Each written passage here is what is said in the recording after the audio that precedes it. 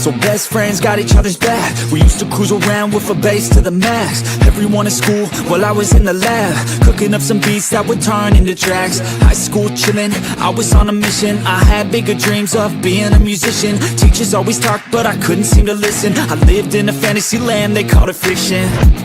But I was gonna be big one day, playing shows on the road to a sold out stage. Nobody really cared or believed I would make it anywhere close, I would fail and fade.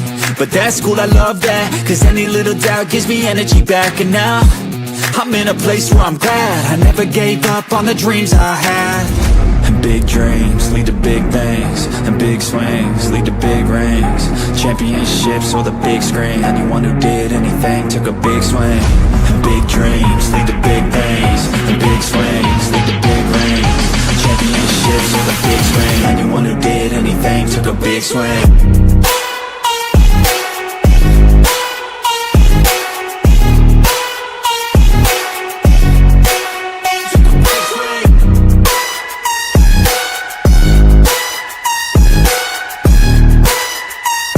Yeah, let's go.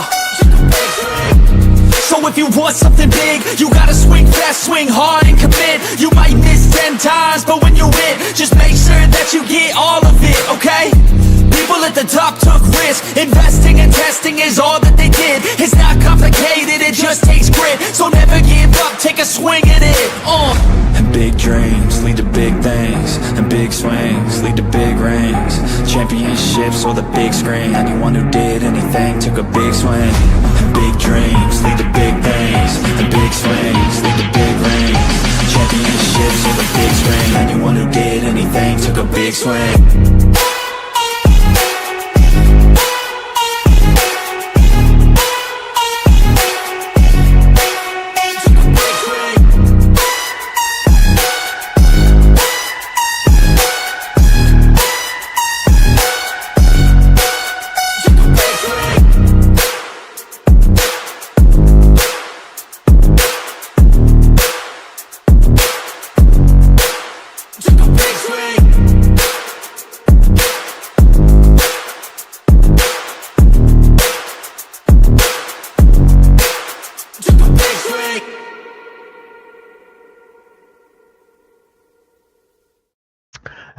Hey guys, what is up? Welcome to the Pick and Roll, episode 157. Coach, this is a surprise, man. This is a big surprise. How you doing? I'm good and, hanging in there. How about you, man? I'm doing good, man. I'm doing good. Just hardcore sports doing its thing. Got Sixers and Knicks tonight. That's gonna be fun, I feel like. So yeah, doing well. Doing really well. Cold though. Cold. Yeah, I know. And here's Rios. What's up, Rios? Man, I haven't seen you in forever, Coach. How you been? Yo, I'm good, man. I'm good. Thanks for asking, man. So glad to be back. So how you doing, bro? Just trying to survive in this crazy world. True that. This is a crazy world, but let's not go there. Yeah. Let's just say we live in the worst timeline. Yeah. So Rios, I wanted to ask you, how'd that show of yours go last night? The one, it went pretty well. So it was recorded, but that one, it's with a Latino network, and they focus more on like their players. So we spoke mostly about the players that showed up in the Super Bowl, like Christian Gonzalez and for the Patriots, and then we also talked about the impact of like the pretty controversial, but like that halftime show, it meant it to a lot of us that are from other countries. Our parents came from other countries. So seeing someone like one of us up there on the big stage, it meant a lot to a lot of us. That's the main thing we really about. I actually liked the halftime show. I did, even though I couldn't understand a single word. But music's I like it. I understand it. Coach, did you enjoy the Super Bowl halftime show? Oh, it was fun. I mean, it was good. I mean, let me put it like this. When I lived in Somerset, I had a Venezuelan upstairs, a Dominican right next door to me. I had one Puerto Rican cattle corner across from me, and one Mexican. And music like that, 3:00 in the morning, it could be pumping, and I'm like, that to me was just normal. So it's like, it was cool. I was jamming to it. So rolling around my apartment with the music on, and plus it's in a sense it's it's almost part of my culture. Being my mother's from the if her side of the family is from the Caribbean, so it's whether it's merengue, calypso, reggae, whatever, On the song, reggaeton. I mean, all of it. yeah, it's all right. You may not understand the words, but you can pick up the vibe. I forgot who said it, and it was perfect. You can feel the vibe, Yep. and that's really what it's about, man. If you can make me move and really get this old body moving, then it's good music. Yeah. That's what me and the K-pop Demon Hunters. I don't understand Korean, but I'm jamming to it. My youngest daughter, she taught herself Korean. She got my mother into K-pop. My mother's like, I don't understand the words, but she always watches and listens. So music, always say music is universal. Yep. Yeah. So Yeah, I think that one was like what the highest rated Super Bowl halftime show like ever. No, they did the adjusted numbers. He's like number 4. I'm still 128 million, which is crazy because more people watch the halftime show than the actual Super Bowl. Yeah, And it's Yeah. not released the global numbers yet, because mind you, this is broadcast all over the world, and it's not fair because in Puerto Rico, that gigantic watch party, you had like thousands of people in the streets watching it. mhm. Doesn't give you a Yeah. true picture of how many people were actually tuned in just for the halftime show. Because the game itself, I yeah, don't know. I love the game. It was beautiful. no, it was good from a defensive standpoint. Because I'm a defensive player. Like I enjoyed Exactly. that part of it, I enjoyed, but I expected more of a fight from the Patriots. Well, in the first half, I did see the fight. You're right, and that's why. Because at halftime, I went downstairs, told the guard, I was like, "If you're a defensive guy like me, you love this 9-0." I was like, I was in heaven, man. I was just like, yes, No, you in our know group this. chats, we were texting, like, man, this game's probably going to end like 12-3. The kicker wins MVP. Exactly, exactly. So, but I get it. I get everybody else loves points. They love the scoring and all that. Me, 2-0 Mudfield game. I'm in heaven. Because yeah, I'm looking at strategy. That's the whole point. And when I watch the game, I'm thinking, all right, I see what you're doing. So this is what I would do when I'm going up against you. How would you counter, or how would I counter what they're doing? So I'm different, and I get it. So everyone is not as analytical as me and dissects the game a whole lot different. They don't consume the game the way that I do and the way that I dissect it. So Yeah, and a lot of people's minds, a 50-54 game is a good game. To me, that's just terrible defense. yeah, yeah. I'm, I'm like, It's fun to watch, but as a person who used to play the sport, I'm like, damn, bro, like not a single stop. just play two hand touch, man. Just play two hand touch if you're gonna play it like that, man. Because it's like, I can't. yeah. Yeah. So before we get into basketball, I just gotta say Kenneth Walker's got a bright future. My God, what a talent he is! They got a good one in I'm calling Seattle. us right now. Come to Houston, please. Don't you have Damian Pierce or something? He got cut a long time ago. Oh, sorry, I forgot. I forgot. Who's your running back now? Well, it was supposed to be Joe Mixon, but He got injured. mysterious injury that no one has disclosed in over a year. I'm like, I have never seen anything like that. Is he still even on the roster? He's probably going to get cut because they saved like $8 million cutting him. So, and he's going to be over 30 this year. So I'm like, yeah. That's crazy. Usually That's how it goes crazy. for this age. Yeah. All right. So let's just get into it, man. The buyout market is here, and Cam Thomas is on the Milwaukee Bucks. I wanted him for my Sixers, honestly. So A lot of good teams. move by Milwaukee. Yeah. A lot of teams did. I can't lie. I was surprised. I hit MYG and he was just like, they're stupid. He doesn't understand why they let him go, and it was just Like you couldn't even get one draft pick, just one. Like supposedly nobody around the league wanted him, so it was just they knew the Nets were going to be forced to have to cut him. So it's to me, it's just play out the season with him. I mean, he was really he was one of your better scorers. Because what else do you have over there? I mean, it's not like they play elite defense. So I mean, No. a few games that I've seen, it was just like I thought they were headed that way, and then they just started 50-point loss, 40-point loss, 30. I'm like, whoa, what happened? Yeah. Yeah. I Like, mean, can't- Utah having a tankathon right now. See who can suck the most, but for what? There's no real There's no Cooper Flags. There's no Wimbies in this draft. Like, who are you tanking for? Whatchamacallit from Utah? I mean, not Utah, BYU. I keep hearing about that kid. yeah, I forget his name. I can't pronounce his name. AJ, I think.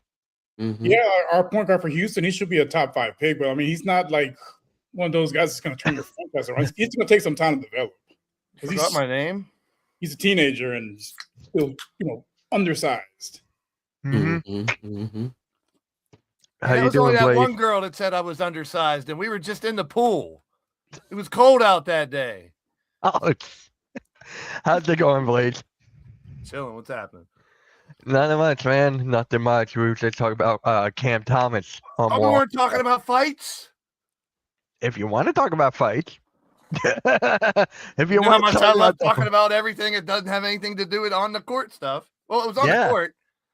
It was on the court, to be fair. It was no malice in the palace, but Jeez. Greatest fighter of Always all time. Pistons. It's the last 40 years, it's always the Pistons. they gotta keep that rep up. They gotta keep that tough guy rep up, I guess. Bad boys. 9.2. Yeah, didn't Stewart get 7 games today? So he should have got the rest of the season, if you ask me. The suspensions are ridiculously Well, low. not just because of what he did, because his is recurring. I mean, he just keeps doing it. Plus, You know, he came off the bench. Yeah.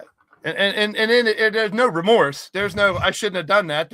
I wait for a fight. That's all I want to do. He cares more about that than and I get it. And we've mentioned this before, and I'm not against having that thug on your team, having one of those guys that could go out and bully people around. Bullies are good to have on your team for some things, but even like you don't leave the bench, and I don't care. They say, well, he's like my brother, and we're really close, and I get that. I get the whole brotherhood thing, but your job tells you, no matter what, don't leave the bench. Yep. And then he didn't just leave the bench; he was ready for a damn full-fledged fight. I mean, it wasn't like someone shoved him And I get the whole mess with my boy, mess with me thing. Trust me, I get that. I get the whole team unity thing too. I get it. Trust me. But here's the thing that players need to understand. If you go out there, you're also hurting your team long term. Because now you want to be there and protect your boys, right? Well, now you're going 7 games, so you can't be out there. And if something happens and things start to spiral, you know who's going to get the blame. And in that locker room, players might give you the side eye. And put yourself in the coaches. I mean, you're a coach. I've done some coaching. You put yourself in that.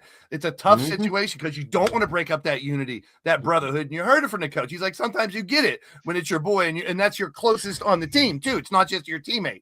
That is your guy that you're always hanging out with, and you don't want to see nothing happen to him. And you're overprotective. I get the big brother, little brother scenario too because I've been there. Father son, otherly fatherly sonly type stuff. I get all that. But you got to have that restraint, especially when you're that guy that's been in that position over and over and over. 7 games is not enough, if you ask me. I mean, I was kind of surprised too. I'm like, because this isn't, like I said, this is a repeat offender, and it's still a lot. Don't get me wrong; it can affect, like Coach is saying, that does affect the team now. When you do talk about being gone for a whole week and you got to make moves around, but it's like throw the book at him, send a message to the rest of the league. We get brotherhood, defending your boy, and all that, and fighting, but it's against the rules. Playing it, we just don't do that here. Go put some skates on and play hockey if you want to, fight during the game type shit. It's like, I'm not a fan of it, but I can't say I haven't been in fights of my own on the court. So it's like, I get it. You were on the court. See, that's the difference. That's why I'm saying he came off the bench. Yeah. On the court, and then usually a game or two. Then as a coach, I'm like, man, look, all right. I get it. I get it. See the moment, do what you got to do, whatever, blase, and then you keep it moving. But when you're coming off the bench. Well, I'll take it a step further. In my hometown last year, it was a father that took offense and came off of the one side from his son, went over to the other side to attack another fan, which turned into players pushing him along the way. He got into a fight with a player, and they knew who he was because he was the star kid's dad. He was wearing his kid's number shirt on his jersey, on his shirt, so they knew who he was. And he was a big dude. He was known for doing this shit. I ran the parks where this dude, his whole family was famous for. They're going to disrupt shit if it gets disrespectful, and people are going to, if they take it that way. And he did, but it was all over the news. The kid had to be embarrassed because that's my dad, going out there for me. Like, I can't fight my own battles, pulling me away whenever the players start going at it. And it's like, yeah, the bench thing is the worst. And I'm mad as a whole that they didn't, say, you know what, if you come off the bench, you're gone for a month or something big to be like, shit. That's a paycheck, then you got to hit their pocketbook. That's the only time they're going to listen. If you hit their pocketbook, let's suspend them and fine them. Well, if you're suspended, you lose your paycheck. So that is your fine. And at the same time, I'll take this a step further. And I'm not a huge person against this, but possibly in our lifetime, I think we see the end of court storming and field storming. And you look at Duke. I'm a fan. I don't mind. I was in it. I did it. IUP. We ripped down a goalpost. We carried it around the campus. We went to the Division II championship. Whatever. I get it. It's amazing. It's a thing you're going to talk about your whole life that you stormed the court. Duke, North Carolina, just the other night. North Carolina hits the buzzer beater. Now there's all the and you got to take the he said she said stuff. Coaches are saying fans were punching me, hitting me, the back of my head. Because they're just fans. They don't give a fuck. They better probably have drunk and high anyway. They went to watch the game. Their team just won. So now we got cheerleaders, players that are in danger, because I'm not worried about the players that are the team that won that come on. They're at a party, they're going to have fun. They're going to jump around and be partying. But when you get a mix of someone who wants to cause trouble from the other side that their team just lost, and they're going out there hitting coaches and maybe cheerleaders and shit, then you're talking sexual harassment, assault, and shit like that. And I'm like, I can really see them saying no court storming anymore. I don't want them to do that now. They do that now in college football where the teams are being fined, and it's a couple $100,000. Yep. So, but the thing is, it's hard when it's the fans storming the court, because how can you control? You could say it, no, but it's like that State Farm commercial with whatchamacallit, the guy with the stop sign. You can hold the stop sign, but whistle's gonna stop 100,000 fans. Yeah, or in basketball, 15,000. I agree with what Blaze is saying. I totally agree with that. Tough to police. It is tough to police, and like especially basketball, because they're right there. They're when you got one liquor, step you're on the court. And you got that liquor going in. College kids are going to party. Period. It is hard. So I mean, now even kids that don't drink and party before big sports events, guess what they do? They drink and party. Exactly. So I get it. I'm with you. So, I just wanted to what's his name? Dark Lumen. Yeah. It should be different amount of games based on the punches connected or not. Yeah, he's always being silly. He's trolls. Oh, okay. Because I was going to say, no, it's about the intent. Because if you threw a punch and it missed, somebody moved versus he couldn't get out the way and you connected, it's still the same intent. Yeah. So that's what they're trying to do. So, now if you take your hand and you mush them, that is not considered a punch because it's not as violent. But if you wind up and you go, close fists, it's about the intent, whether you connect or not. And I've been a league executive, and that was the rule that in football. It's not a matter, and look, guys got equipment on. It's not a matter if you missed or whatever. Well, would you get in trouble doing that on the street? Then you should get in trouble doing that spitting on someone, kicking them in the face, anything. Yeah. That's violence, and we don't need that. I mean, it's a competitive game. I get it, the spirit of it. Real quick at the court storming before I move on. The one thing about it, if we go old school on this too, you remember when they used to storm the court? Or the field, the championship, or then it became you beat the number one team, then it did it. Now it's like the number 20 team beating the 8 team and we're storming the court. That's why, I mean, if it's once in a blue moon, it hardly ever happens, you don't have this problem. But once these kids start seeing, oh, every time we beat a ranked team, we're going to storm the court and they're going to do it on our court. Fuck that. Maybe I got a knife. Maybe I'm so high and I got a knife and I'm like, I hate that team. And you get into rivalries, Ohio State, Michigan, North Carolina, Duke, some not as much, but hate each other. And I just don't want it to see something horrible happen. You know, we got harmless shit like a streaker at the Super Bowl. You know, did you hear what he did though? The streaker guy? I don't know if this is true or not, but he bet $50,000 that someone would streak at the Super Bowl. Then he did it, cashed in for $400,000. He shouldn't. I'm sorry, he shouldn't, because he's gonna have someone do it for him. You get around, he'll have system, man. Have your boy do it for you. Yeah, exactly. Somehow Get your money somehow. Get your money somehow. Yeah, but I mean that's kind of like, damn it. No, exactly. I'm going to jail for a night for $500,000. Exactly. I don't agree with it, but I get it. Yeah, if I punishment for that shit should be. But if I'm the bookie, Yeah, and I find out, I'm like, wait a minute. Well, yeah. That you bet the money and then you went out and street. No. I'm not paying you for that.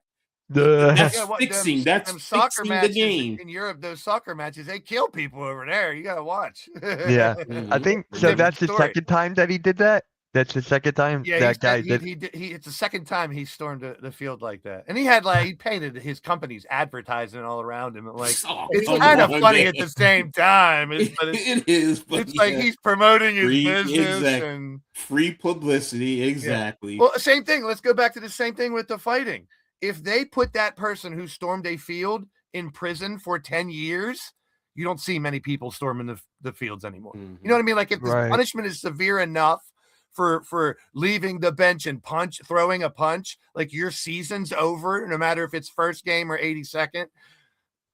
Like I don't know. It's never going to stop because emotion takes over. I'm not defending it, but I'm just saying I understand it because I've been there. When you're pushed to a point where, you know, you should beat this team, or it's a playoff game and your season's going to be over and you're just furious about losing to this fucking team and you want to take it out on someone. And the next thing you know, someone dunks on you or they shove you after they get a shot on you, just rubbing it in. Yeah, you want to fight somebody.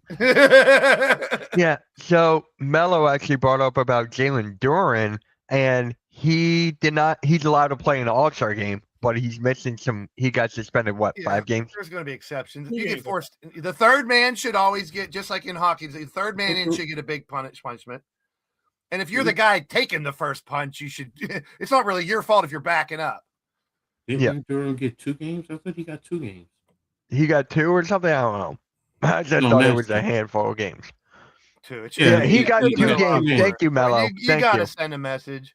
It's as much as things like this, like the streaking and the fighting and the weird things you see, court storming. You want to see punishments. You don't see anybody get hurt for real or anything serious happen. I mean, who was that? Was it a skater back in the day? Was it the 80s? He got stabbed in the neck or whatever. Wait, like what? Weird. No, a tennis player. They went on to they stabbed. Oh, Monica. What is it? Monica Seles. Yeah. Like fans are crazy, dude. Like literally crazy, especially when you're a woman and it's a man stalking you too. You never know what these crazies can do. Yep. And we actually got someone. SJ Ray Chirp. We need MMA ball. SJ. Wait, WWE2. That's your guy. That's a good one, man. How's it going? But yes. Who else got suspended? Just those 3? No, there was like 5 people that got suspended. There's a number of players, but I mean, none of them were super long. I think the longest one was like 7 games. Like, well, it's bad enough. I mean, we talked about the last few weeks, the injury epidemic. Like some teams are dealing with like 7, 8, 9 players out. Like I think. Oh, you mean like Utah and LA? Yeah. Oh, I'll get to that. I'm talking about the Pacers. Pacers tonight. I forget who they're playing. They're playing the Nets. I'm taking the Nets. Take the Nets. It's the G League team playing because the Pacers have like 10 people out. Like everyone is out.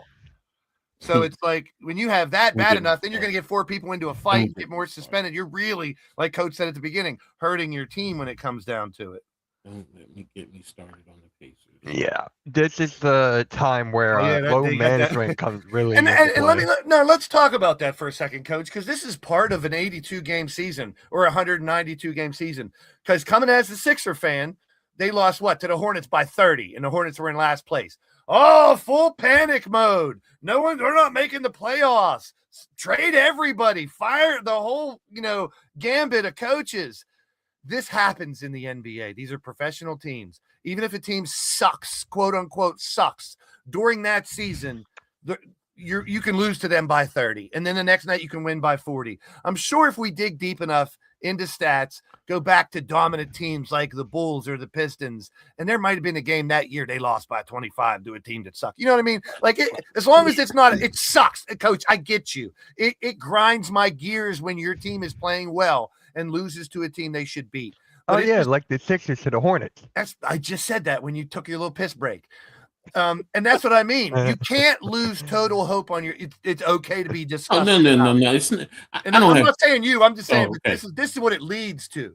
This is what it leads to. If it happens repeatedly, then you say, why is my team, who should be competing, losing to all these shit? But the Knicks have been like that, man. They've been very inconsistent. They have don't lose it on one. Just because 130-point loss doesn't mean we suck. We're terrible. We lost by 30. Guess what? Championship teams more than likely have lost by 20, 25, 30 that season at least once. I mean, it's a long season. It sucks. Be pissed, but don't. And it's not the end of the world, is my point, I guess. No, I get you, and that's the point. But like I said to Mitch before we came on, I said the Knicks. First of all, you just beat Boston in Boston, and you lose to the worst team in the Eastern Conference at home without. I mean, shout out and respect to Siakam, definitely a great player. But you made some of their other players, their role players, look like superstars. Yep. You can't do that. You can't sit here and play down, and that's what they're doing. And that's the thing with me. They dropped their guard, Coach. They dropped their guard a little bit. But it's the up and down. It's the up and down when you play up to the elite, but then you're playing down to championship teams. Do not play like that. Right. Correct. I get to having a bad loss, but there have been quite a few of these losses for the Knicks, and in this season they're only 14. They're 14 games over 500. They're 5 games behind Detroit. I get it. They're in the third spot in the East. But the expectations, remember, the Knicks put themselves in this position with the expectation. You fired Tibbs. Mm-hmm. You let go of Tibbs and you brought in Brown. So, and you're basically saying we're expecting to go to the NBA Finals. We're not expecting to go to the Eastern Conference. So the expectation is, as a fan, I'm expecting you to play consistently at an elite level. So whenever I do get to see them, like I watch Brunson, sometimes he starts out slow and I see what he's doing. He's trying to get other guys going. And then come fourth quarter, he just turns it on and, he might have 5 points, but then come the fourth quarter, end of the fourth quarter, he has 30 points. And it's like, whoa, wait a minute. But he can get away with that. Yep. The rest of these guys, and Towns, he's been rebounding, but you 20, a little bit over 20 points a game. No, the expectation is you should be playing about 20, getting 25, 27 points a game, getting double-digit rebounds, just flopping, or driving to the lane and always falling and flailing. And then what I say, Mitch, he's now Julius Randle turning around and argue. What was my biggest complaint about Julius Randle? You're always arguing with the refs when the rest of the team is, and now he's doing that. So it's like, damn Kentucky players. What's wrong with them? There you go. Get their heads out of their asses already. No, I got you. I mean, look, what you say about Brunson too. I see it. I'm sure you see it with KD sometimes. You're like, damn, KD doesn't seem on. How the hell does he have 35? Maxey has 4 in the first half. He ends up with 30. Shit like that. So all of our teams have that player. It's getting that second player to be consistent in third. That's the key now. Look at him. I hate to say this. Look at Embiid. Look what Embiid is doing right now. Yeah, when you have that guy that's clicking, all the pieces of the puzzle don't need to be superstar pieces. They just need to be their piece again. When you have that falling apart, then other players, you're like, well, who else is going to step up and score 30 this time? And it doesn't happen. And then you're wondering, is my team falling apart? So I feel you. So I think that's a lot of the Eastern Conference teams can kind of fall in that category, and a couple in the West too. And it's that time of the year. You can't afford to lose players at all. And that trade deadline, I think, might end up being a lot more important than people think it was. Like there was a lot of big bombs that didn't drop. And because of the Giannis's and the ADs and some of the injuries that went away, well with that, we didn't get that huge crisscrossing of superstar talent that we expected right before the trade deadline. Now everyone's like, oh, I hope our house is in order because we're stuck with them now for the most part. We got to run with this squad. We can maybe grab someone, but we can't rely on the buyout market and free agents and shit to save our season. That's never happened. You know what I mean? Like you got to count on those big boys to do what they're supposed to do. And it all comes down to who's healthy when the postseason hits. And if you're playing like Coach is saying, and you're losing to the shitty teams, you'd never want that to happen, but you want it to get it out of your system if you're going to in the middle of the season instead of right before the post. Right before the post, when you got to turn everything up to 11 and make sure everything is where it should be. So right now it's okay for turbulence if you're going to say that. And I'm the one that can't stand losing, can't stand. I'll segue into the next thing of my own. You know how I feel about tanking. Yeah. The Jazz are tanking. The Jazz are tanking. Let me look into the camera. The Jazz are tanking. and even the announcers were talking about, they're saying today, they're like, the players are going to play if they're on the court. But if the coaches are sitting, marking and all the players that are scoring and playing, when you're winning or it's a close game, it's obvious. At this point, I kind of wish like the players would revolt or something and be like, we don't want some rookie to come up try to save our team. We're right here. We're just not playing well. Do something with us. Change the system. Do something else. Don't let us not play. Hey, what if I'm marketing and I got a couple 100,000 extra based on my average at the end of the year or something, and I can't reach it if I don't play in the fourth quarter? That is embarrassment to basketball. As much as I hate tanking, this is one of the reasons why. It doesn't guarantee you shit if you keep losing. We talked about it before you got on, like these, the Nets and the Jazz are tanking, but for who? There's no like real like bona fide guaranteed. You still got to find the gem. It's got to fit your scheme, your team, the other players, your city. There's so many variables. Hardly ever does this is the definite number one. He's going to Cooper Flags and Wemby's don't come every year. No. And this year, I don't think we have one because there's already questions about the top four. The top four are supposed to be generational talent. But at the same time, there's holes in each one of the four as their longevity and stuff because we haven't seen enough of them. Yeah. Like the point guard from my Cougars, Fleming, he's still a teenager. He's a top 5 pick projected right now, but like he still has a lot of room to grow. I'd prefer if he would stay in school and develop, but going to be a top 5 pick. Who can argue, hey, stay in school? Like I get it. As a fan, if I'm a Jazz fan paying money to go see the game, don't sit my players that I love in the fourth quarter. Even Nick said, and this is true because, hey, let's be real, over half the fucking league makes the postseason with the play-in. You can have a losing record and make the postseason. Jazz could make a push for the play-in if they have a roster that could do it. If they pushed, yes, they could. But now they're like, I'd rather be the idea that an organization would rather be in a fucking draft lottery than hopeful in a postseason. I get it when you're like that terrible consistently, but that's once again loser mentality when you don't want to win. They have a loser on their team, and his name is Ace Bailey, so it fits him. He's actually playing a little better recently. So he's playing a little better, but come on. Well, that's because out there he's like playing point guard and shit. He's there too. He's there too out there. Did any of you guys see on Sportsmanlike this morning? No. Evan Cohen said he has a way to fix the NBA and with tanking, and he even included the tournament, the in-season tournament. He included the trade deadline, all of it. He said the trade deadline should be this week. The in-season tournament should be the week before the Super Bowl, in between, and he said do it for a whole week. So, and then that way you'll get people going. Take your break. Right now, don't do the trade deadline when the Super Bowl is, because and now you have a bad product when you have the tanking going on. He said you move all these things back. No, he said the All-Star game. I'm sorry, the All-Star game is in between the championship and the Super Bowl, and then the in-season the tournament is, I think, next week.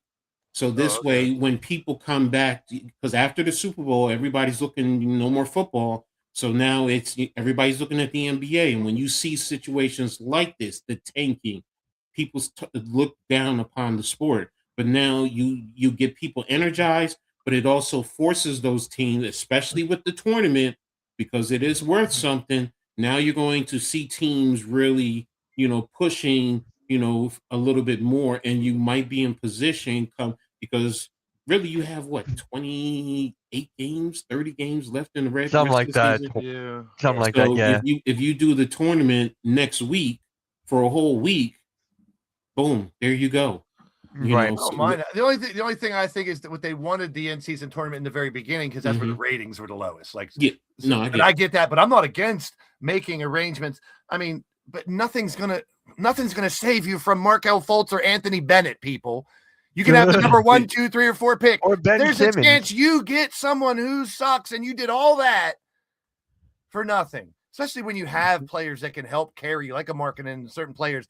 Like, what if the Ace Bailey starts panning out and you got a team there that can make a little run in the Western Conference? It's just such a, and I get them. I understand the philosophy behind it because you're looking for the future, but looking for the future gets you what? It gets you 3 picks and you lose your rookie that was really good last year, right, Mitch? Yep. Trust me, I know that. And we touched on that last week, but the more and more I think of it, not getting someone in that scenario is hurting our team really bad for the rest of the season. Mm-hmm. I mean, Jay brings up a good point. Jay's been tanking for multiple years. Like, this franchise is like cooked. So why are you? It's like the definition of insanity, doing the same thing and hoping the results are different. You know what I mean? Yeah. Like, so if your team, if you're tanking and you're getting players and they're not panning out, maybe it's the GM that's doing the decision making that's the problem. And it's like, not kind of like lose to solve problems is just a weird way of thinking. I wasn't raised that way. Like, my brain doesn't work that way. Mm-hmm. Like, because I'm a numbers guy at the same time. So I'm crunching numbers. Like, what's the possibility of us getting a top 5 pick? Number one, look at the craziness of let's not talk about fixing it, but let's just talk about the idea of the lottery. Just the idea of the lottery, where the worst team doesn't always get the number 1 pick.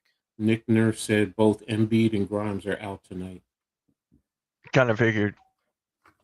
Embiid, he was out last game, and Grimes was sick last game. So, I mean, like, I do not envy NBA coaches.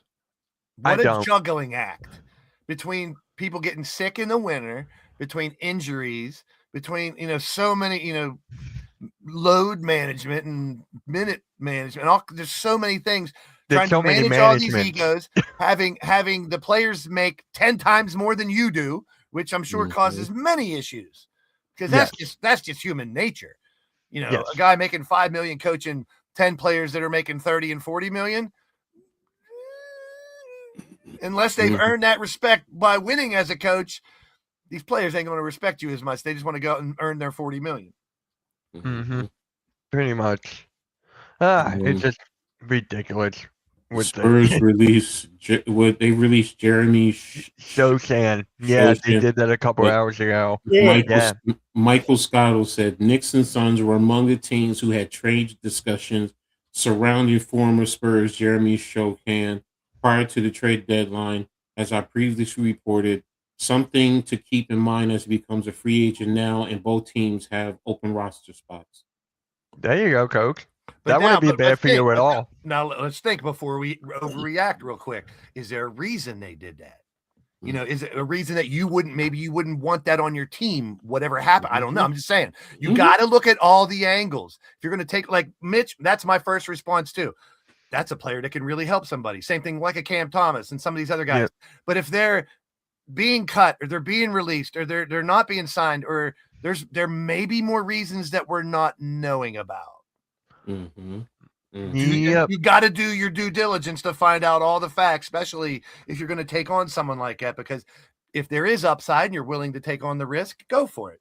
But I just think you got to do yourself a good service and find out all the details before you.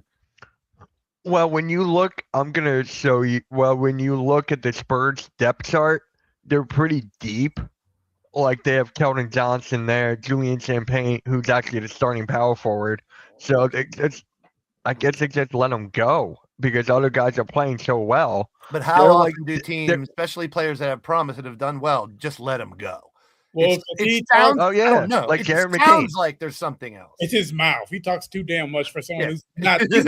He's a less talented Draymond Green. Let's put it that way. Yeah, it sounds like he's athletic as hell. He's athletic as hell though. Like he was in a dunk contest, I think, last year. Or 2 years ago, or something like that. Yeah. He was averaging 4 points. Yep.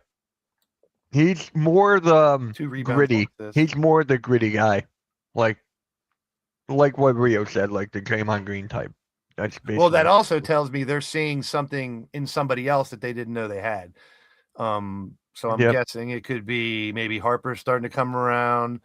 Maybe this Champagne dude's doing well. Keldon Johnson maybe took a leap. I'll tell you what, though, and he got NBA. I don't know if you guys talked about it, but he got the NBA Player of the Week, and that's Stephon Castle. And we've talked about him before not getting enough credit. He did win Rookie of the Year. That is pretty phenomenal back to back, regardless if you want to, whatever you want to say. And it's like he's been consistent. Talk about consistency. He does well all the time. You know, so it's maybe someone like him. I don't know. I mean, whether there's something like with Sochan or not, that's just kind of weird. Look, someone named Mitch Kofsky just put it in the chat. Jeremy Sochan got released. Wow. Breaking news. Well, because Melo was like, Paul George is out for suspension? Yeah, he got suspended. The PEDs. I forgot about that. Yeah. Well, it's a slippery slope. We did talk about that a little bit too while you were going, Coach, and I brought up a couple different things.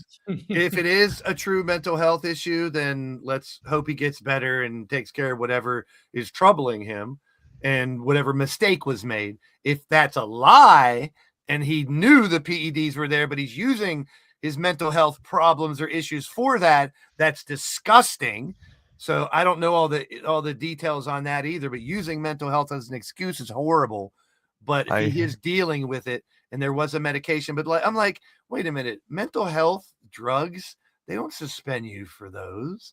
So how did one get mixed up as a PED? Like there might be some details missing here too. Yeah. But that's another reason why getting rid of McCain troubles me. Because now Paul George is out. Grimes is hurt. It needs to make sense because this is the healthiest Paul George has been in how many years? Like he did maybe they were PEDs and that's why he was so healthy playing well. You ready? He did a 360 windmill doing warm-ups and he made 9 threes and they drug tested him. Yeah.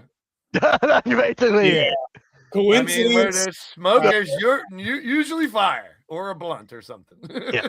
But here's the thing. My dad was telling me this a couple hours ago. The expansion draft is going to be here in a couple years, so the Sixers could actually put him in that. So one of those teams could draft Paul George. Yeah, I saw that too. I saw top players that will probably be in the expansion draft, and I saw Paul George on it, and I was like, yes. Yeah, right? Take him. I was laughing. I was like, please, just take him. Just take him. But, yeah, Coach Nick wants to ask, who would you rather have, Paul George or Mikal Bridges? Bridges. Yeah. I mean, here's the thing, though, and I understand Paul George is probably better all around. 10 years ago, Paul George, in his prime. But Mikal Bridges is a battle. He doesn't miss games. he doesn't miss games. So it's like stability is availability. Yeah, so it's like Oh, Mitch, your old boyfriend's in a celebrity 3-point shootout contest. I know. It makes no What does that tell you? Now he's a celebrity. He leads the team, and now he's a celebrity. Darren McCain, because he's got such a big social media following. Caleb Williams is in it. Richard Jefferson. Oh, I hate Drewski. I can't stand Drewski. He's not funny at all. And like, if any content creators like us are going to get big and famous, at least get funny ones. The most bet games, I bet MGM. Detroit Pistons at Toronto, Knicks at the Sixers, Hawks at Charlotte, Washington Wizards at Cavaliers, Portland Trailblazers at the Timberwolves. What do you objectively, because you guys know I'm a little biased on this situation. So Rios and Coach, what do you think of how Harden's working out with the Cavaliers? Because I'm going to hate on it because I Cleveland and it's Harden. But I want objective because I'm hearing good things about it. I'm hearing good things also, and it's you know, I mean, what you call Mitch, what you call it is leading the team, but he's right there with what 24, 25 a game. That he just came over there. It's like, whoa. Well, I'm hearing camaraderie. I'm hearing they're getting well along together. Like, that's huge when it comes to the Batman Robin scenario or having two superstars. If they're gelling, joking around, and having fun, and like, I'll be real, a little scary in the East because that team said last year was only missing one piece. If it's whatever's left in Harden, it could be. So I'm not. What is Harden? What is one of the things that Harden has always been good at is helping the big man. Yeah. Wherever he's been. So it's like, if he can, and I saw that whatchamacallit, not Mobley, what's his name? Jared Allen. He had like 24 points also in a game. And I've never seen him score like that. Yeah. So it's like, whoa, if Harden helps those bigs and helps the position them, they are really because I don't like Donovan Mitchell, just like I don't like Maxey or Halliburton, some of these guys as SGA as point guards, because I like them better as off guards because I want them slashing to the basket and I want them using their quickness, because we're missing, and we've all talked about this, the true game controlling point guard of the old days. We don't really have that as much. Yeah. So I was just, because it's starting to be a little scary that if they do click. Plus, the one thing I've always said about the Cavs too, as much as I like Donovan, Spider's one of my favorite type of players.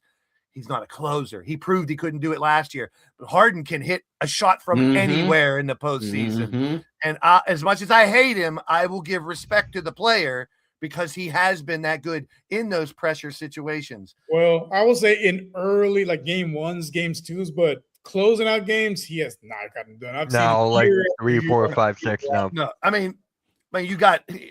Just like you were talking about, a 10-year ago version of him is going to be a big different story. But like I'm saying, if whatever's left in the tank in Harden can, number one, like Coach says, improve the big guys, help team morale, bring them closer together, give them more confidence as a team. And he can also, do what he's doing from time to time. Maybe that pushes Donovan a little bit over, and you get. And I'm surprised that it was the Darius Garland that got him that, and that's how it made it happen. So good for them as a analyst of basketball, as a fan. Fuck everything, Cleveland. And I just said it about Mikal Bridges, 9th most consecutive games played, 610 games. See, like those type of players are so valuable. Like, yes, you can talk about the people that are scoring 20 plus, or the people that are averaging 10 rebounds, or 8 assists plus. But those type of players make a huge, like, that's, I mean, you only need, especially in today's game. That's been my story for when you guys got KD, when you guys got Cat. You have those two big guys that are going to do the normal 25 to 30 guard stuff. That's all you need. Then all the pieces have to be pieces. Like Denver, like Boston, these championship teams are a couple superstars and really good pieces. A shooter off the bench, a 3-and-D guy. You got one of all these things coming off the bench. A spark, a shot blocker underneath, a little bit of this and that. That's what types of teams are going to win. It's It's that's about the the teams role we're going to be players. talking about at the end of the season when we're here. And I'd like it to be our teams. Yeah. Who Before is we this go Mitch into, guy in the chat keeps talking? Shut him up. yeah, I'm annoying, right? He's annoying. Oh, that's you. Oh, Just mute him. common. I Yeah, just thought that was a common name. yeah. But before we get into like the All-Star weekend, me and Rios had this good conversation about Kawhi Leonard yesterday. And is he a superstar or no? Do you guys think he is? In today's game, you mean Yeah. today? Not to me. Like, no, that's exactly what Rios and I said. Well, to really break it down, what do we, when we talk about a superstar, a lot of people talk about like personality and everything, commercials. You do this. He's never been that type of player. Right. I agree with. Yeah, I agree with. And if that's your personality, I respect however you want to be. Trust me, I have no problem with it. It's kind of just like Iverson brought new feel and the tattoos, the cornrows, the attitude, the rap, the hip hop attitude, and all that.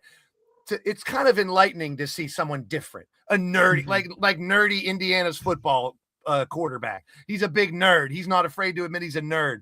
But it's enlightening to see something out of the ordinary, and I think that's the same thing we got here.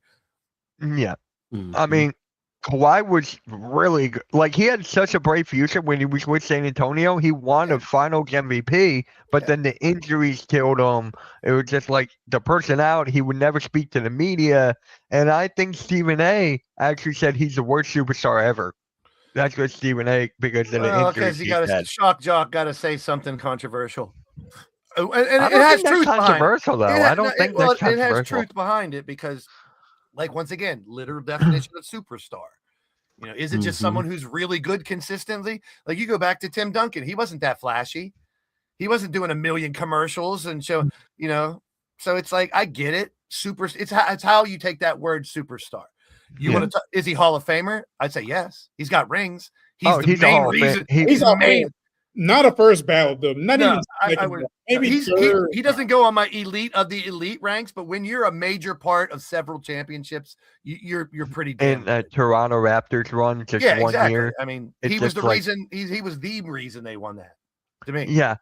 I mean, yeah. On the court, Reed nailed it. He's been a superstar on the court. I hate term two-way players, but Kawhi has the best at that, and he won 2 NBA championships and 2 finals MVPs. A lot of people don't talk about this, but and I could palm a basketball, and the idea of having really, really, really large hands, you know what they say about that, right?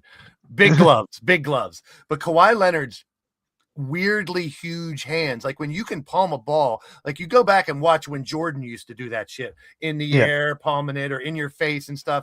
That gives you a little bit of advantage. Or if you've ever played basketball as a grown man with big hands with a women's basketball, then you realize, holy shit, what I could do with this fucking thing and just torture people. You know what I mean? Because it's a little bit smaller. So that's what Kawhi Leonard is like with a real basketball. So that gave him a big advantage throughout his career, just having the grip on the ball better than probably anybody else. That's why he was called the Claw, too. I mean, plus, two-way, you want to talk about someone who was good at defense, shutting people down and scoring. That was pretty much him, but he was never loud about it. You didn't see him celebrating real crazily, or, he's not that type of person. And I respect that, I respect him being himself. The only time I ever really seen him like show true emotion was when he hit that shot against you guys. Yeah. And anybody would. That's pure. And then it's real pure emotion when someone who never shows it just naturally has to exude it. Yep. Yeah. And I said this last night. He should have gone to the Clippers. Kawhi should have gone to a different organization. I know nobody should go to the Clippers. No, that's the point. Talk about a team like a doomed franchise. I already said take Sacramento, move it to Las Vegas, take the Clippers, move them to Seattle. There's your expansion. You just rejuvenated both of those organizations. Not Pittsburgh? You don't want to take them on in Pittsburgh? No. It's just not a big basketball town. It could be, but it's not. And these people who say it's been a hockey town for what, since the 90s? That's it. So it's not a hockey town. Like, it just became like no one gave a fuck about hockey before that. Before No. Lemieux, no one gave a shit about hockey. Yeah. So that's just something I wanted to bring up about Kawhi. I mean, it sucked with his injuries. It derailed his whole career. Like, what could have But been? yeah, Rios, you nailed it right on the head. It's the biggest what if in NBA history. That's What? As like good as one he's of the been, he biggest could have what been if. so much more. Who, Kawhi? Yeah. Yeah. As good as Oh. he's been, he could have been so much more. I still think Derrick Rose is the biggest what if. One of the biggest what ifs. Derrick Rose, Penny Hardaway, Grant Yeah. Hill. One of Maybe the for big- you guys, not for me. Who? You don't think if he was healthy his whole career, he could have made a lot more damage? The biggest what if for me, it's always Oh. going to be Bernard King. Oh, yeah. Always going to be Bernard King. Well, I'll even go. Even Michael Ray Richardson was a big what if back in the day. Man, that's true. That's true. Drugs If he and wasn't everything. sniffing and Griffin, Yeah. whatever, he because that was all the talk was he's the next big thing. Mm-hmm. Mm-hmm. He was going to be the Michael Jordan. Yes. I mean, the biggest what if's Ben Simmons. You could Well, say that. say that. That's one of them too, because that's you know, fair. coming out of college, Mm-hmm. supposed to make He a didn't even difference. go to somehow. classes at all. Magic Johnson Part 2, type of player, but no, never panned out. Like I said, that's what I'm talking about. When you're losing on purpose, hoping you get the right pick. Ooh, God, that there's is a lot. good Len one. Bias, Reed yeah, that's another Dion. great one. Reed, he just gave two good ones. Len Bias and Drazen Petrovic. Hank Gathers in there too, if he ever got to be a Yeah. pro. Okay. We never got to God see what rest he his could have souls. panned out to be. Yeah. That's fair. That's fair. I actually, years ago, when I was a part of Spotlight Sports Network, we had the privilege to interview Ben Kimball, or Bo Kimball. Bo. Kimball. Sorry, Bo. Yeah, that was just great. He was telling us about the whole thing with Gathers and everything. Like, I need to find that interview, and I think it's on my channel. Dude, I that gotta time find it. between Yeah, like the Bias and the Gathers, Mm-hmm. it was weird playing basketball because it's like now you're like people are actually like because like collapsing on the court. Like this isn't someone was in a car accident and died, or someone had cancer and passed away, which are horrible things. This is like on the field, on the court, someone just falls over and hundreds of people witness it. And it's not just a normal player, it's one that had so much promise. Both of them. The people were talking about Len Bias was going to be a top 3 pick. It was just a matter of where was he going to go. No, he was. He was drafted by Boston, and I think he was number 4, if I'm not mistaken. And it's like that's crazy. That night. Yeah, exactly, man. You reach your dreams, you never get to live them out. So I read about this guy years ago. No one's brought him up. Earl Manigault. yeah. Yes. I know about him. Yeah. He played at the Rucker, one of the best street ball players you will ever see. Could jump up so high that he could put a quarter on the top of the backboard. Yep. Yeah, I heard about him as a kid in high school because I played on the basketball team. We had to learn about the history of like the league and all the players. And that I've always remembered that name. It just popped in my head right now. 30 plus years later. Yep. One of the best New York City players ever. You talk about Skip to Malou, man. He could put Skip to Malou to shame with the way he could play. So he was back in coming out. He was getting the reputation like Dr. J was when he was coming out of high school, and Doc had that rep that even the NBA players wanted to play him, and Earl was the same way. So. Yep, like right here, T3 and D. Earl Manigault. It was in the same class as Kareem Abdul-Jabbar, and he even brought up Reggie Lewis. That's a name. Yeah, that's I haven't heard of another one, that too. name in God knows how long. Yeah, I can tell you from personal experience, man. Watching somebody pass on the quarter of the field, and you're the opposition, it just totally shocks. It shakes you up completely, man. And it's something that you will never forget. And it's just like we're just playing a game, and then real life hits you, and it just, I don't even want to go too far with it, man. Yeah. You saw like recently with the Bill safety, DeMar Hamlin, like over and like that dude died on the field. I know. Yeah, That's like the scariest thing known to man. It really grounds you. It makes you think about other things that you don't normally think about when you're out there playing a game.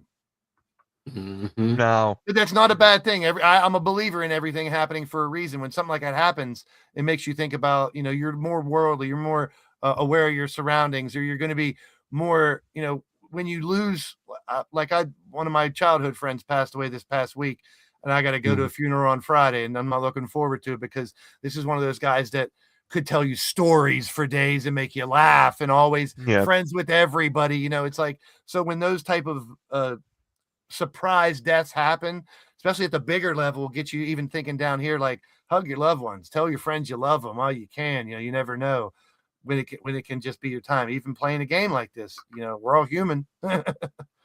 Yeah. But let's get into the 3-point contest here.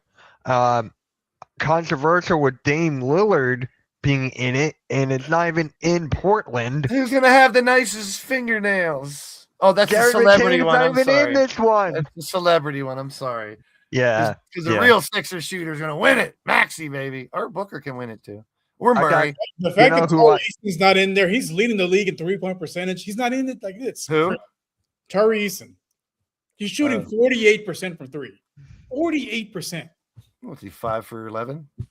No, he's shoots a lot more than that. He makes about 2 or 3 a game. So when Mitch was talking about this the other day, Coach, I had to bring up, and I know you probably remember this. In a 3-point shootout back in the day, he was a free agent. He wore an NBA warm-up sweatsuit to shoot in the 3-point contest. He was not on an NBA team at the time. Do you remember who it was? I had to look it up. Former Chicago Bull? Yep. Because I was thinking Dale Curry, and it wasn't Dale Curry. No, I could see his face too. Yep. Bald head, with dark skin. Don't look in the chat if you don't want to spoil it, because they just put it in the chat. No, I'm not even. I don't even see. I'm on another page, so stop me from going. I remember my boy Brent. It's not Paxson. It's black guy too. Yep. Oh my gosh! Yep. You got it. Name. I forgot his name. I think he was a key reserve. It's not B.J. Armstrong. First name rhymes with Greg. Craig Hodges. There you go, Hodges. Dame Lillard hasn't played a single game. Yeah, but that's what it reminded me of, because I remember seeing a 3-point shoot. He's wearing this red, white, and blue jumpsuit, said NBA logo on it. He had no team. I was like, who are you representing? He's like, I'm representing Craig Hodges. Well, T3&D said Craig Hodges has won 3 shootouts in a row. Really? Oh, wow. Damn. 90, 91, 92. He was a slinger. He was a slinger. Him and Chuck Person used to be them ones who would just sling him. But it makes no sense. Why is he there? Because if you can shoot and they want you in it and it's in your hometown, then you're in it. But why is it such a big deal? Why does it make you so angry? Why are you so upset about it? He's taking up a spot for another person, for another player. I feel like this is WWE. Is it in Portland? No. No, it's in the Clippers. Isn't it sometimes Compton? But here's the thing. Here's the thing. What is the NBA known for? Marketing. Yeah. You do something like that, people are going to watch. They're going to want to watch. And NBA All-Star Weekend, especially the 3-point shootout, is now the marquee, not the dunk contest, the 3-point shootout. So you put him in there, people are going to tune in. One, to see what he's going to do, because like you said, he's hurt. Newsworthy. He's in. People don't care. They want to see that. And the doctors have to clear him to do it. He wouldn't be doing it if the doctors didn't say, yes, you can stand out there with non-contact and shoot. You'll be fine. Yeah. So, and with a 3-point shot, you're not going up physically against anyone. So it's just you shooting at the basket. So, and if my memory serves me right, he's not a high elevation shooter too. He doesn't go off the ground too much. So I don't think he's that much risk. Some other players are getting high off the ground, shooting at the top. They could still come down and sprain an ankle if you're trying to rush to get to that last bucket or something, and anything could happen. But I get it. Like you say, it's marketing, it's promotion, it's a show. People quit expecting All-Star weekends and Pro Bowls and stuff to be this big competition. It's an exhibition. That's all it is. Have fun with it. It's a showcase of the best players. They don't want to go out there and get hurt, so they're not going to go full blast all the time. But I'll tell you what, there is one guy out there who's already said he's going to go full blast, and he hopes the rest keep up with him, and that's Wemby. I heard the quote. He goes, I'm playing 100%, and I hope people follow with me. I said, good. It's he good to hear. Scored 40 last night. Yeah, whether he does it or not. That's how it used to be. Like the Jordans and the Kobe's, those guys didn't take it. They loved to play, and they were going 100%. I remember Jordan calling Shaq out for a one-on-one in one of those All-Stars, and they cleared the court for him. I loved All-Star games when Sean Taylor was out there blasting quarterbacks. I'm like, yes, that's what I'm talking about.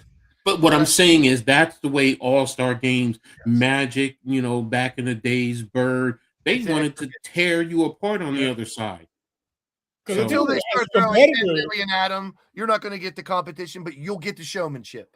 And that's what I look forward to. I look forward to, a one-on-one of two guys that we never saw, like, stuff like that, like close out, like get clear out. Let me have this guy do some of that stuff. Back and forth where the same two dudes are shooting from logos for a couple minutes, shit like that. That's what I look forward to because you're not going to get that in a real game. Let's have fun. Yeah. So who do you guys have winning it? Who do you guys have winning the 3-point? I'm going to want Maxey. Kanafka. I'm going to pull for him. I'm going. You want Nipples? Yeah.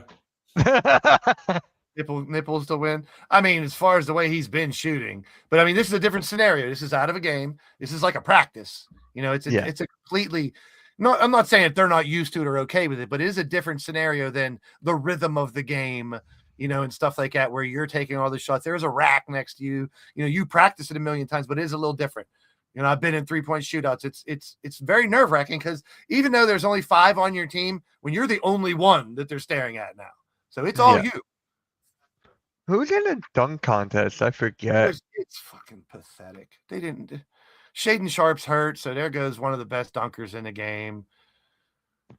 It's like I got it. Only 4 people they can do 8. Like they really can. You just got to tweak the rules and you can go back to 8. Yeah.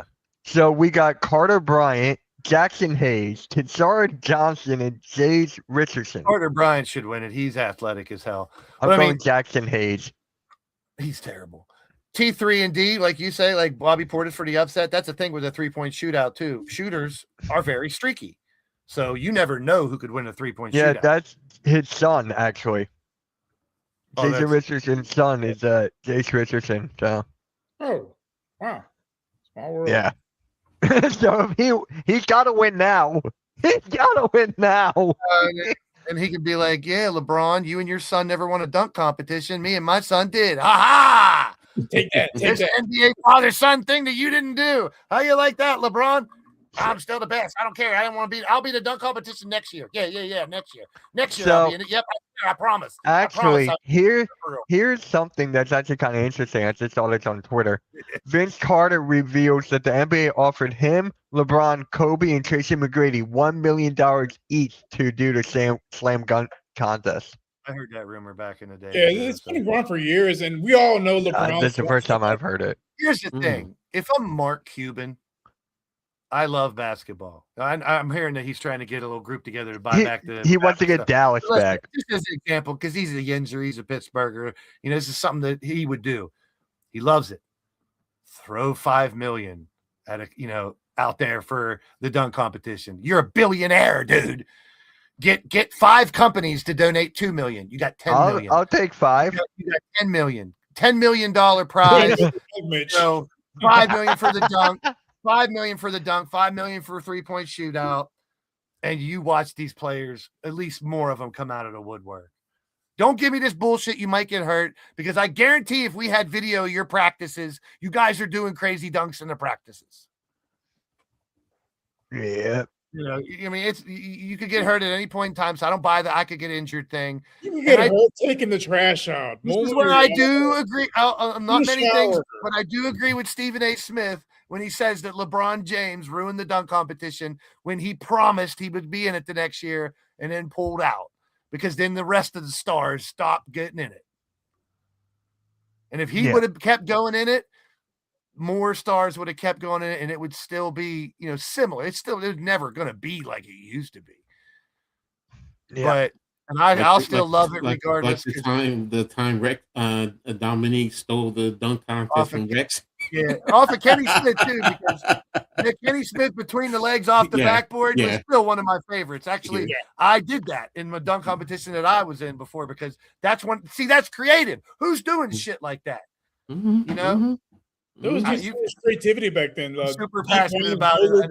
Like I'm always been like, just do two things: no jumping over people, no self oops. Take those two things out of it. Let's get fucking creative. Mm-hmm. And yeah, last thing, Brandon Ingram's replacing Steph Curry for the All-Star game. Sorry. No, everything okay, Coach? I'm laughing at it's Mike Garofalo. He just tweeted, the Dolphins are hiring Kevin Patullo as their passing coordinator. Yes. And I said if I said that to you, you would just laugh. So you know what? I hope they have the #1 passing game next year. I hope they draft Ty Simpson and he's the best thing since sliced bread or something. And their passing team. And I'm like, what happened? Just like Kenny Gainwell, he sucked so bad. Then he came over to us and it was real good. I see Simpson, he was your best player. Simpson is going to two teams, either the Jets or the Steelers. I see him going to one of those two, but we'll see. Probably the Jets, because why not? Yeah. Yes, Chad, I would definitely take $5 million. Yeah. All right. Last thing. Predictions for tonight. Atlanta at Charlotte. I'm going Charlotte. Atlanta is basically done. Anthony Davis is not even playing for the rest of the year. They're playing. Yeah. Atlanta's playing with the nozzle on the toilet seat. Yeah. Ooh. Yeah.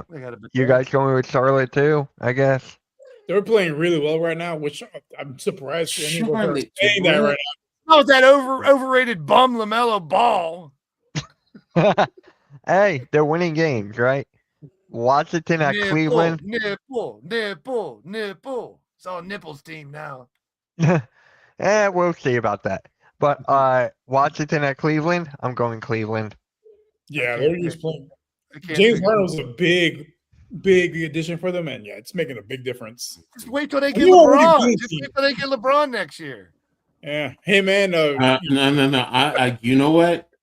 I'm gonna say it now. This is my prediction for LeBron next year. Oh boy, he's going to go on his farewell tour, just like Kobe did. Yeah, and he's going to go on a farewell tour, not in Cleveland, but in the Big Apple, playing for the Brooklyn Nets. I hope you're right, Coach. I hope you're right. I hope you're right. Jesus. But yeah, next up. And we'll be the best damn team ever.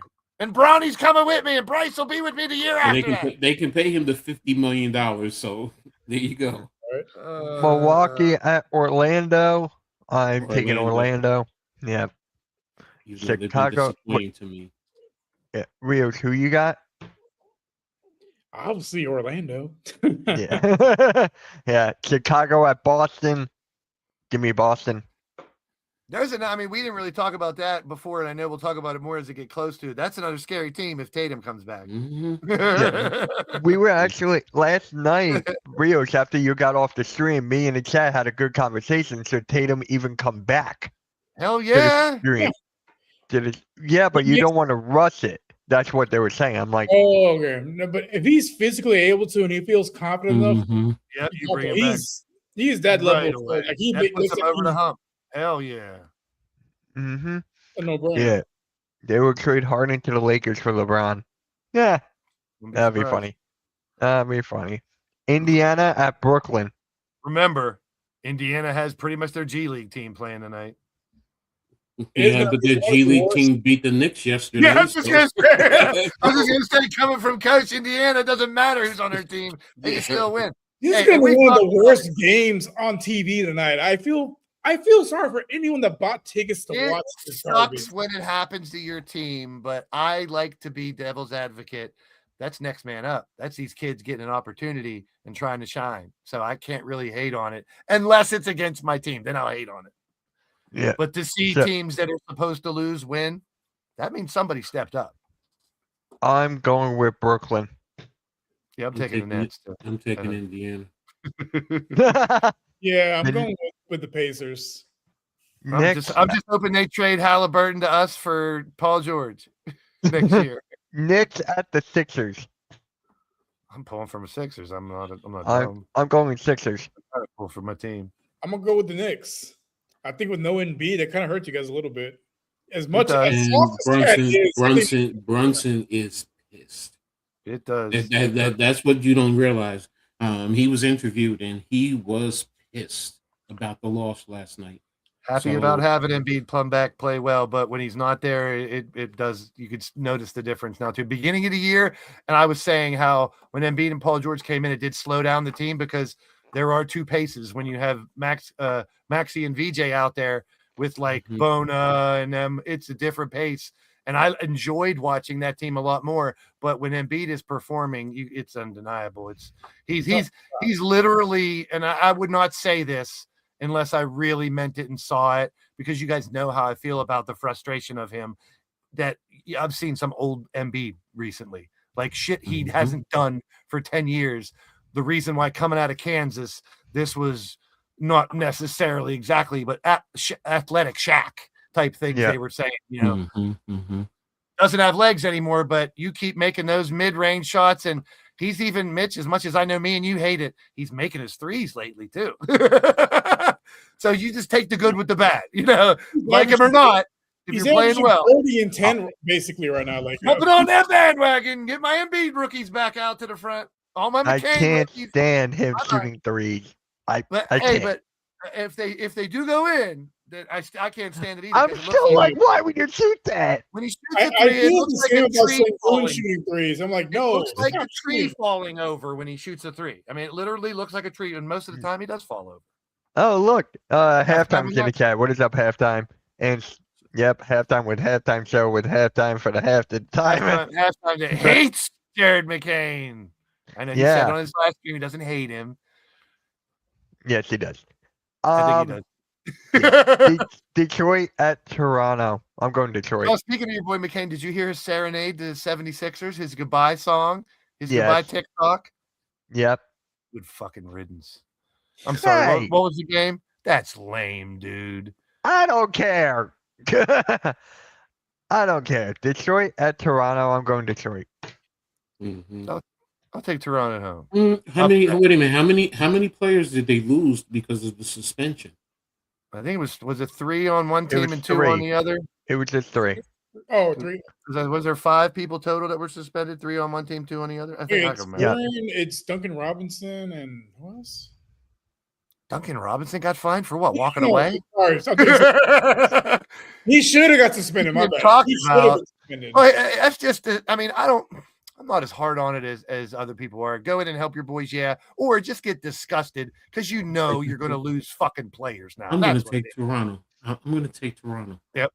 I wouldn't be surprised. That's going to be that's going to be a game of the night right there. Like Rio says, there's a lot of shit games, but that's probably a game of the night. And Sixers Knicks could be game of the night. Clippers at the Rockets. Rockets. Clippers. Even though Harden's not there anymore, I still hate him. I mentioned this yesterday when we were streaming the Rockets and Clippers game. Like after KD talked to Hakeem Olajuwon, he seems rejuvenated. Like he felt like he's like, seeing your number in the rafters. Like I feel so proud to be a Rocket. Like I want to, make you proud, and I want to have my number up there as well. I love that, Coach. We're old school. The tradition of an old head that is a legend coming back to talk to younger players. I mean, when the Steelers do their thing and the players, that's all I hear from the players the next week. Man, I got to meet Joe Green. I got this guy come back, give me advice. So that as much as people might think that's a little thing that he's talking about, that's fucking huge. It is. To have a culture like that in your organization where players want, because think about it.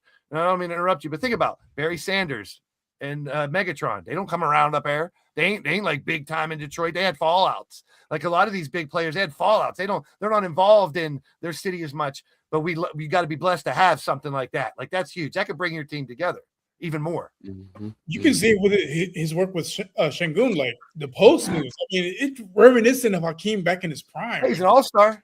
He's your boy's an all-star now. Should have been voted one to begin with. Yeah, but the cosmos works itself out. Yeah. Ball don't lie is what they say. Portland at Minnesota. Minnesota. Minnesota, yeah, they're missing too many players. Miami at New Orleans. Against Blaze's favorite team, the Pelicans. Is anybody? I guess are the Heat sitting players or are they playing the roster? I think they're playing the roster. I'm going to Miami. Yeah, they're playing the roster. Miami. Yeah, they kind of have to. For not making any trades at the deadline again. Yeah.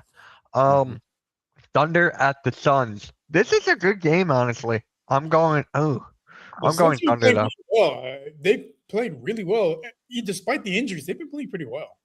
I'm going Thunder. Yeah, still going Thunder. They're just even without SGA, even without J-Dub, they're still really fucking talented. Oh my god. Coach, who you got? Thunder, Suns. I'll take the Thunder.